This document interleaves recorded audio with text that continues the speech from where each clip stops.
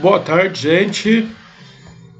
Estamos aqui falando um pouco sobre história da matemática, né?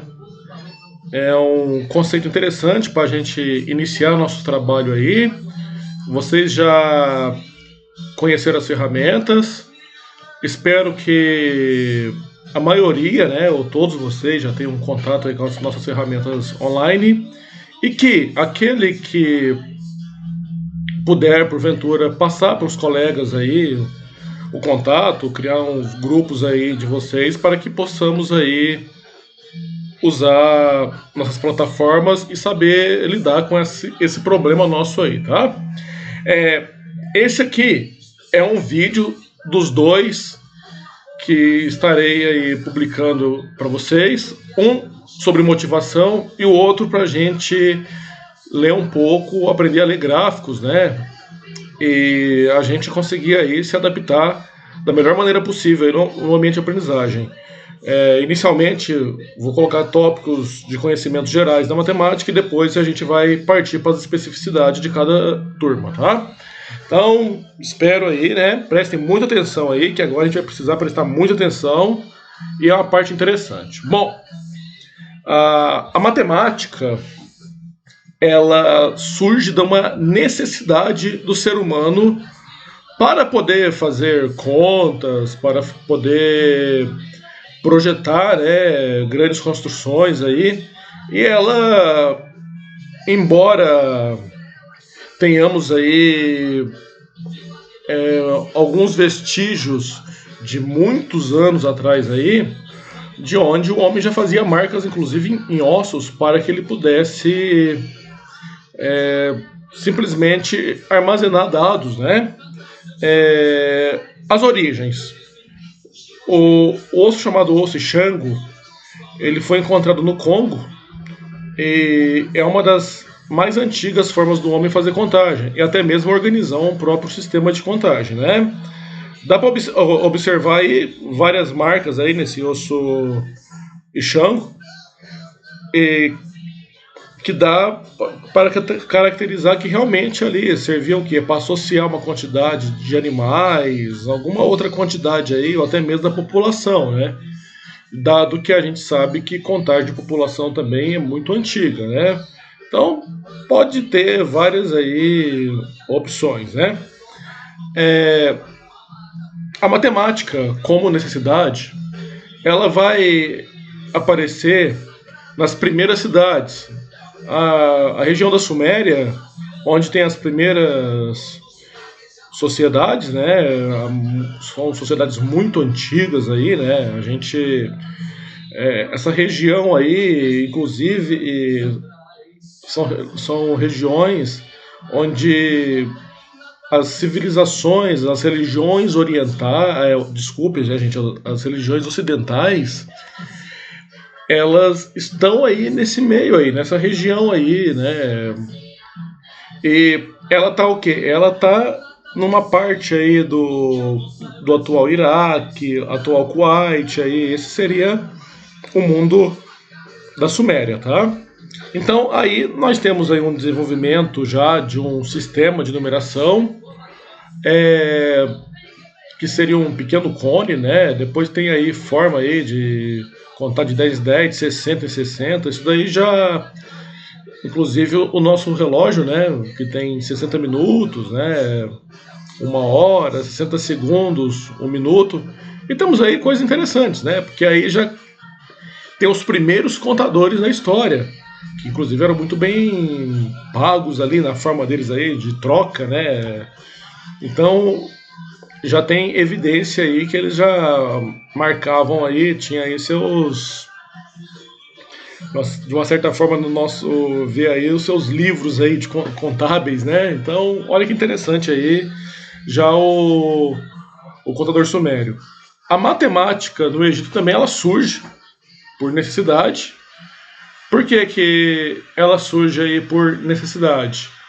Porque quando a questão mesmo aí de um período de seca, depois temos as enchentes do rio Nilo, os egípcios têm a necessidade de se organizar para que eles não passem fome, porque se perder o tempo ali de plantação, eles estão simplesmente aí numa situação muito difícil. Isso, quem aí estuda religião ou participa de alguma religião cristã ou judaica,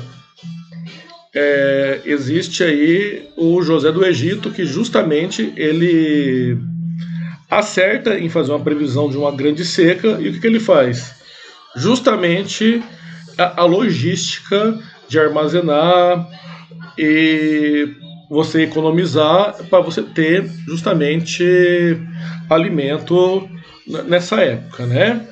De seca. Temos aí algumas grandes evidências aí já da matemática egípcia. Um que foi encontrado é o papiro de Hind. Ali nós tínhamos os agrimensores.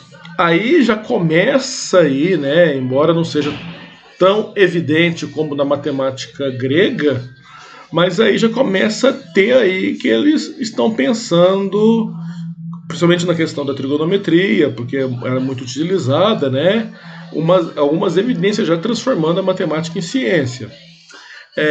Tem um sistema de numeração aí também, né? Que eles colocam aí num barro, possivelmente, numa argila. Temos aí uma situação dos agrimensores, né? Porque eles precisavam fazer o quê? Medir quanto que a enchente na cheia, né, do rio Nilo, o quanto que deixou de terra fértil, né, para que eles possam planejar. Então, o planejamento aí já é antigo, né? Depois aí a gente tem na Índia. A Índia é algo fantástico, né, muito antigo. Inclusive aí surge o sistema decimal, né, que a gente chama de sistema indo-arábico, alguns dizem até o sistema arábico, mas na verdade é um sistema indiano, que por motivos aí dentro da infiltração das religiões muçulmanas, né, na Europa, e por ser justamente um contato dos indianos com os árabes que adotaram já esse tipo de numeração, foi fundamental, né? Porque é mais prático do que qualquer outro aí, principalmente do romano, né?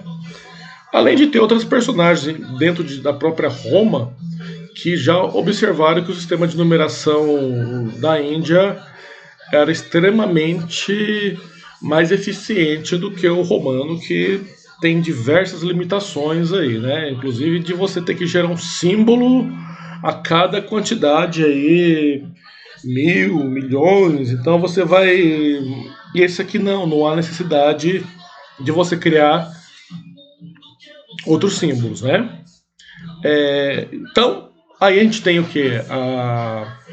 Na matemática romana aparece aí o famoso Leonardo de Pisa, né? Tem aí, criou a sequência de Fibonacci.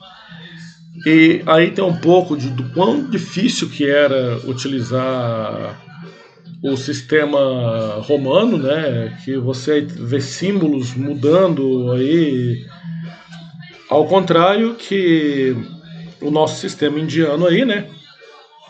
Que inclusive tem o famoso Bhaskara, né? Da fórmula de Bhaskara, para resolver equações do segundo grau completas, né? Que surge aí na Índia, entre outros aí, né?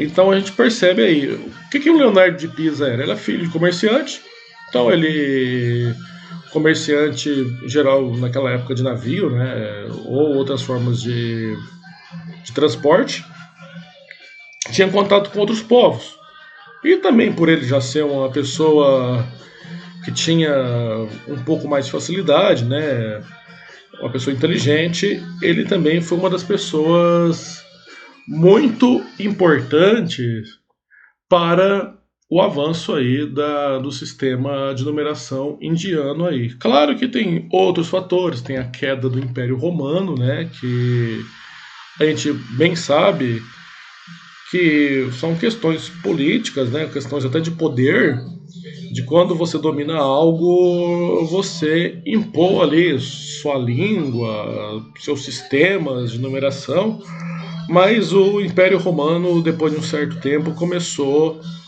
o seu processo aí de queda, né? A matemática na Grécia Antiga. Na Grécia Antiga, a matemática deixa de ser um conhecimento apenas para aplicação. Aí tem um salto aí do conhecimento matemático aí impressionante. Porque você começa a usar a abstração para estudar números, né, medidas, no caso. Começam a aparecer os axiomas e os teoremas da geometria. Temos aí os Elementos de Euclides, que é um livro fantástico, é uma obra fantástica. Que recentemente, digo uns 17 anos atrás, aí a Unesp chegou a traduzir para a língua portuguesa, né, aqui no Brasil.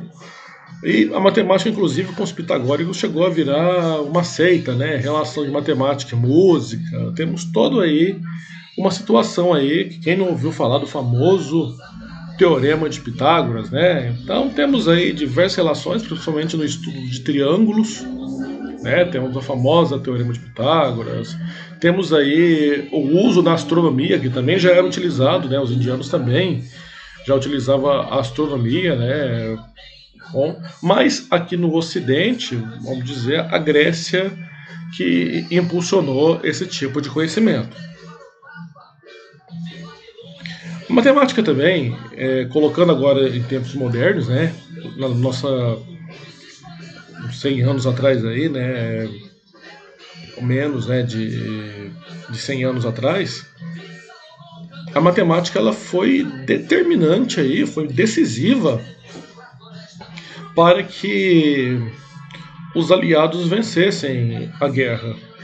Por quê? Porque o sistema nazista da época, o sistema da Alemanha, eles conseguiam fazer ataque surpresa, porque tendo que enfrentar um inimigo bem maior, eles também tinham mentes pensantes ali de como fazer. Em geral, era um ataque surpresa. Só que os exércitos as tropas estão espalhadas por aí, né? Tem uma tropa em tal lugar, uma tropa. Elas estavam espalhadas por diversas partes. Teria uma comunicação que não era um soldado saindo mostrando bilhete, né? Em geral era rádio ou outras formas de comunicação, telégrafo. E o que eles utilizavam então? Eles simplesmente tinham, para que o inimigo não conseguisse decifrar, porque não bastava só mandar pelo idioma, que outras pessoas conhecem o idioma, eles criptografavam as mensagens. O que é você criptografar? É você pegar a mensagem, colocar num código que você consegue decifrar e outros não conseguem. Aí então que aparece então um grupo de pessoas na Inglaterra que durante um tempo ficaram pesquisando formas de conseguir quebrar a criptografia dos nazistas. Aí que aparece a figura do Alan Turing, né, que desenvolveu essa máquina aí do meio, a Colossus, né? E eles conseguiram fazer previsões interessantes, inclusive uma delas era em relação ao problema na Normandia, né? Como que eles conseguiram também invadir a Normandia, antecipar ataques, né? Foi a questão aí de quebrar os códigos de guerra, né? Então, tenham aí um bom estudo, tá bom, gente?